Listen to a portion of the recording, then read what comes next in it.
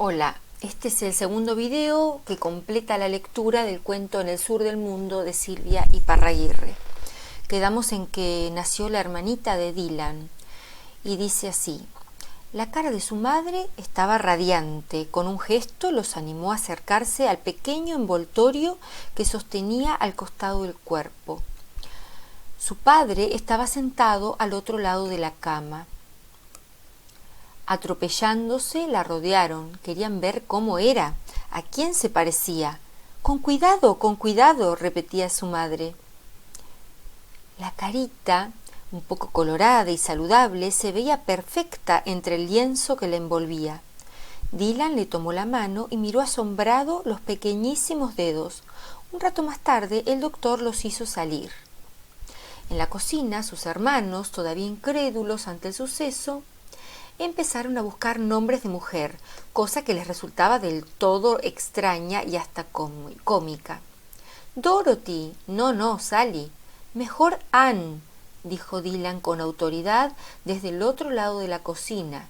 Con sus 12 años se consideraba por encima de esas tonterías, pero sus hermanos le habían contagiado la euforia.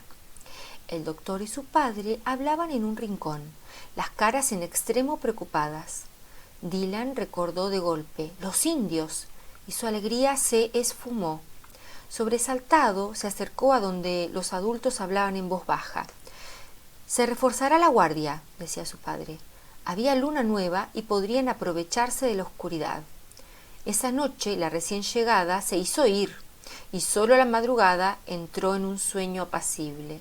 Acá se refiere a la hermanita, ¿no?, que estuvo llorando seguro de noche. Dylan espió la cara dormida de su madre junto a la diminuta de su hermana. Haría cualquier cosa por defenderlas. Se encontró con los ojos serios de su padre y esos ojos expresaban lo mismo que él estaba pensando. Mary, porque así la habían llamado, crecía, se hacía oír y tomaba su leche como un cordero.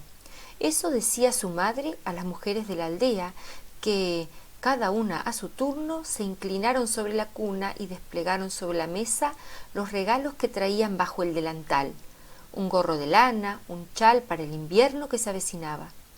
Por su parte, los hombres seguían alternándose en las guardias nocturnas, cuidadosamente ocultas a las mujeres. Poco a poco, el puñado de casas aferradas al río Chubut, en la vastedad desierta, iba recuperando su somnolienta normalidad. Cuando la recién nacida cumplió 3 semanas, por primera vez a Dylan se le ocurrió pensar que tal vez se había equivocado y lo que había visto aquella tarde no eran huellas de caballos, sino de guanacos, los animales típicos de la región. ¿Cómo no se había dado cuenta? Era una manada de guanacos, y el polvo en el horizonte era también de la misma manada de guanacos. Se sintió liviano, libre de un peso tremendo, casi saltaba de alegría. Corrió a decírselo a su padre, que quedó pensativo. De todos modos, no le permitió salir en sus correrías habituales a buscar pichones o piedras raras. Liberado, Dylan pasaba las tardes ayudando en la casa o dando lecciones en lo del maestro O'Neill o mirando crecer a su hermana. Hacía días que su madre había retomado sus quehaceres como si nada hubiera ocurrido. «Sangre galesa», exclamaba ella riéndose cuando le señalaban su buena salud y 6 niños traídos al mundo. Pero una madrugada, de extraña calma en el viento, algo sucedió. Primero fue el grito de Nash llamando a su padre. Después el doctor subido al techo de su casa mirando al sur. Después todos salieron a medio vestir y miraron hacia allí, hacia donde inequívocamente se levantaba una nube de polvo que crecía. Ante los ojos despavoridos de Dylan, trepado a la parte más alta del cobertizo, comenzaron a verse pequeños puntos negros. Jinetes, muchos, cada vez más cerca. Como un emisario siniestro, el viento trajo el sordo retumbar del galope de los caballos en la tierra dura. Los hombres buscaron las armas. Mujeres y chicos corrieron a la precaria iglesia. Los hombres se atropellaron cruzando gritos y ademanes violentos mientras codo con codo formaban un cordón en semicírculo defendiendo la entrada. Junto a su padre, Dylan los veía venir. Distinguió las lanzas que se elevaban varios metros por encima de las cabezas. Una ráfaga de terror traspasó a los colonos, que miraban el avance como el que espera una catástrofe, incrédulos todavía, inmovilizados. El padre Brannan murmuraba una oración.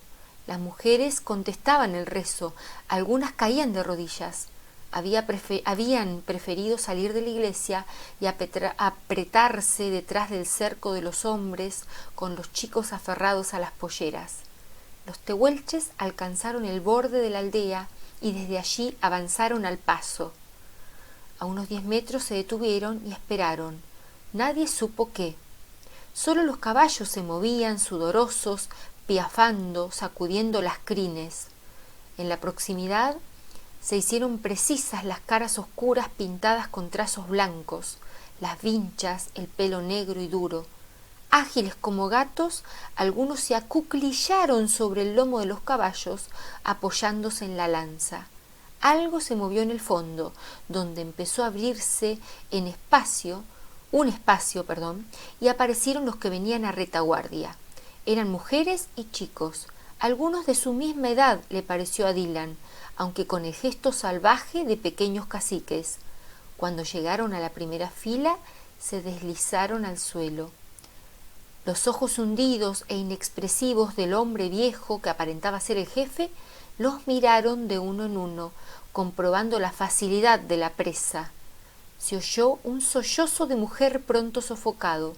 Como guiado por Dylan se estremeció al escuchar el llanto de su hermanita, calmado por los susurros de su madre.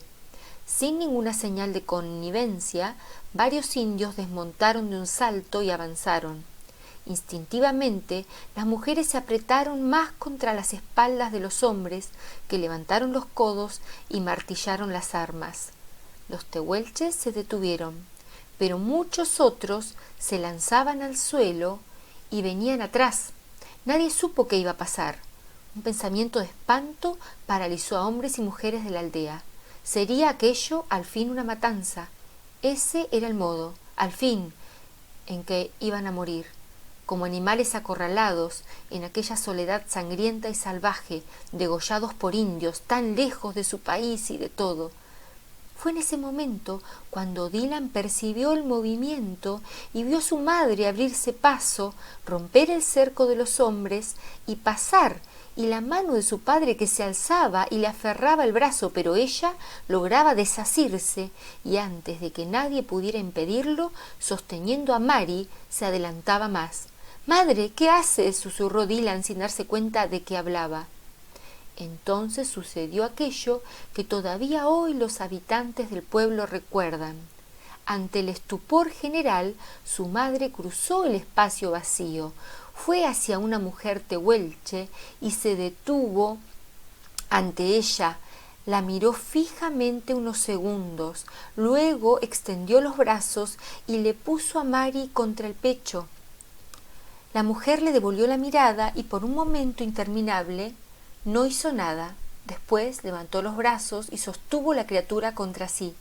Con dedos delicados corrió el rebozo y miró la carita. La escena quedó inmóvil. Nadie se movía ni casi respiraba.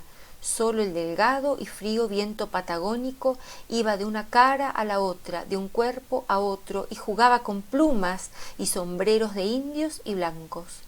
Uno de los tehuelches hizo un gesto. Levantó la mano a la altura de la cabeza. Dylan vio a su padre bajar lentamente el arma. Uno a uno, los colonos hicieron lo mismo. Ahora era su padre quien cruzaba la tierra de nadie barrida por el viento y, acercándose al hombre que había hecho el saludo, le tendía la mano. Detrás de él fueron los demás hombres de la aldea. Dylan no podía quitar la mirada de su madre y la mujer tehuelche. Cuando recuperó el aliento, también él caminó hacia los visitantes con la mano extendida.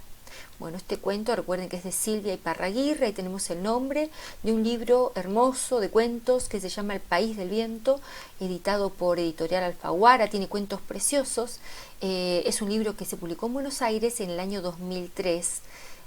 Ojalá lo pudieran conseguir, es un libro precioso. Y acá tenemos la última imagen, que esta imagen está en el libro en el manual de prácticas de lenguaje de Santillana, en el manual número 2. Es un manual ya viejito, pero es muy linda esta imagen que nos hace ver la parte más importante del cuento. Bueno, gracias por haber escuchado con tanta atención.